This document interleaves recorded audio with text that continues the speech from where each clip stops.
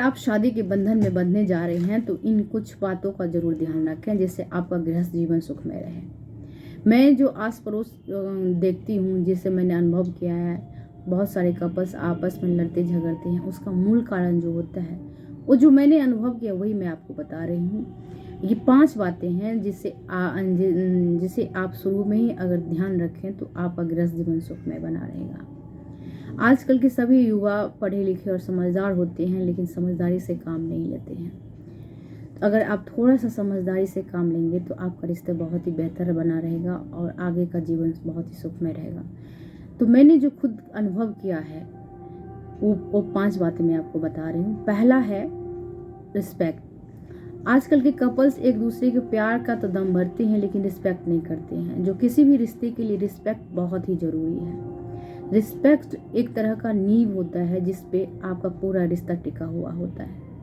तो सबसे पहले अब आपसे अपने रिश्ते को रिस्पेक्ट से सींचें, रिस्पेक्ट को महत्व दें।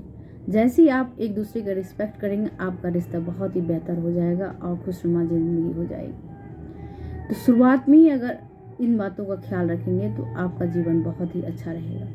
दूसरा, छोटी मोटी बहस में अपनी भाषा पर कंट्रोल रखें, भाषा की मर्यादा रखें।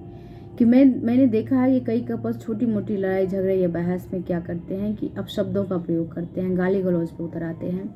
तुरंत तुम तड़ाक पे नहीं उतर आना चाहिए। अगर आपसी मतभेद में आप छोटी छोटी बातों पर गाली गलौज करने लगेंगे तो होता ये है कि एक दूसरे का गुस्सा इससे बहुत ही बढ़ता है। फिर छोटी मोटी लड़ाई झगड़े जो है विस्तार रूप ले लेती है और फिर हिंसा पे जाके ख़त्म होती है। तो आप शुरू में ही अगर इन बातों का ध्यान रखेंगे, अपने शब्द की मर्यादा बनाए रखेंगे, तो आपका रिश्ता सही चलेगा और अच्छा रहेगा। अपने लड़ाई झगड़े में अपशब्द शब्दों का प्रयोग ना करें, गलत शब्दों का प्रयोग ना करें।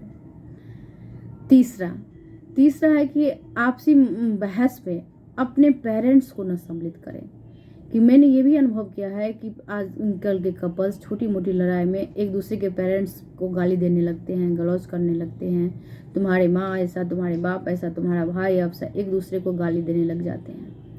इससे और जो है क्रोध बढ़ता है और जो लड़ाई झगड़ा हिंसा को रूप ले लेता है। तो अगर आप एक दूसरे के पेरेंट्स को सम्मिलित नहीं करेंगे, एक दूसरे के पेरेंट्स को गाली गलौज नहीं करेंगे, तो भी लड़ाई आगे नहीं बढ़ेगी। बल्कि होना ये चाहिए कि एक दूसरे के पेरेंट्स को खूब रिस्पेक्ट दें।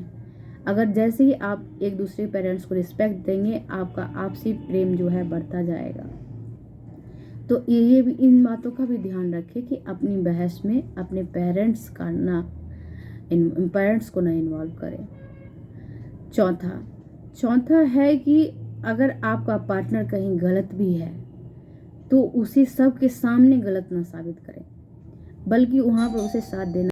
5वां है, आप अपनी आपसी मतभेद या आपसी झगड़ों में किसी घर वाले या घर परिवार वाले के मेंबर्स या तीसरी को न सम्मिलित करें, किसी तीसरी को न घुसने दें। अगर आप अपने झगड़े लड़ाई में किसी तीसरी को घुसाते हैं तो वो आपकी समस्याओं को समाधान करने से ज़्यादा और बढ़ाएंगे। तो आपसी मतभेद को बैठ के ही सुलझाएं। जितना हो सके अपनी बातें अपने तक ही सीमित रखें।